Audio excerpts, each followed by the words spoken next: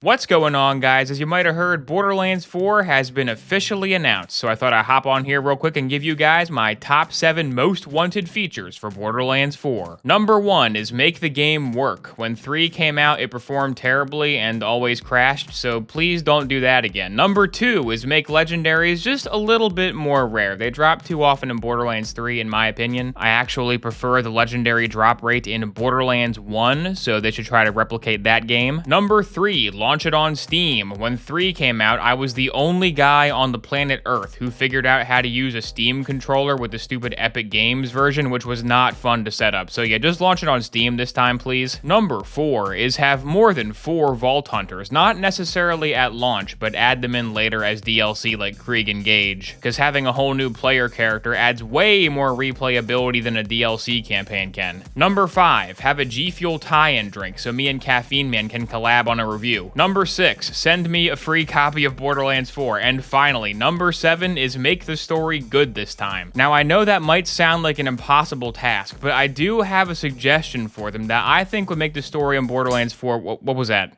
Is that? No, we can't, no. Oh my god, we can't do this in this video. The whole point of this video is to farm ad revenue by cashing in on the Borderlands 4 hype. If we do a Weezer parody, the video's gonna get demonetized and there's no point in even uploading. Sorry guys, the Borderlands franchise is in a bit of a rut. The storyline was showing some promise, but the Calypso twins sucked. The ending of New Tales was bad, crappy, cheap, lame, and dumb. Let's just all forget that game happened and declare it non-canon. Then go back to the Jack, back to the Chad with the vault-faced hat.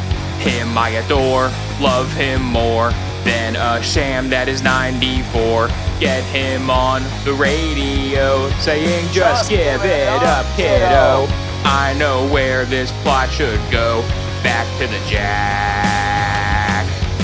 Reviving popular dead characters might make some people mad. They're gonna say that it's a huge mistake, but they'll secretly be glad.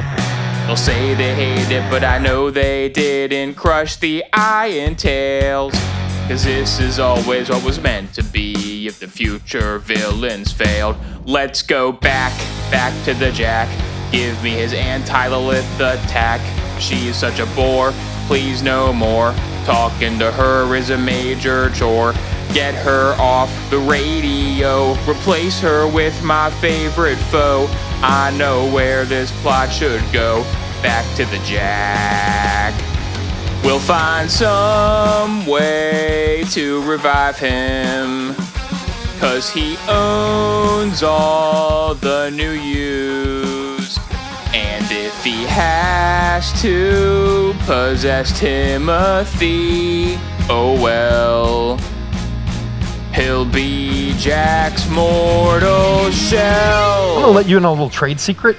When we first started writing the story for Borderlands 3, Handsome Jack was going to return as the villain. And then there was this really great fan video, it was about 2 years ago, came out and said 7 things we don't want to see in Borderlands 3. And I think number 2 and number 3 was Handsome Jack. So at number 3, I think we can all do without Handsome Jack this time around. So we listened and we heard and we were all like, okay, maybe we should put Handsome Jack to rest.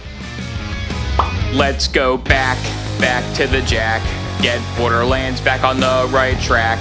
Not him confirmed, okay sure. Always believe what is on Twitter.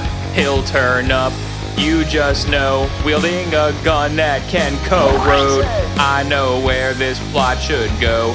Back to the Jack. Get him on the radio, saying just give it up, kiddo. I know where this plot should go. Back to the Jack.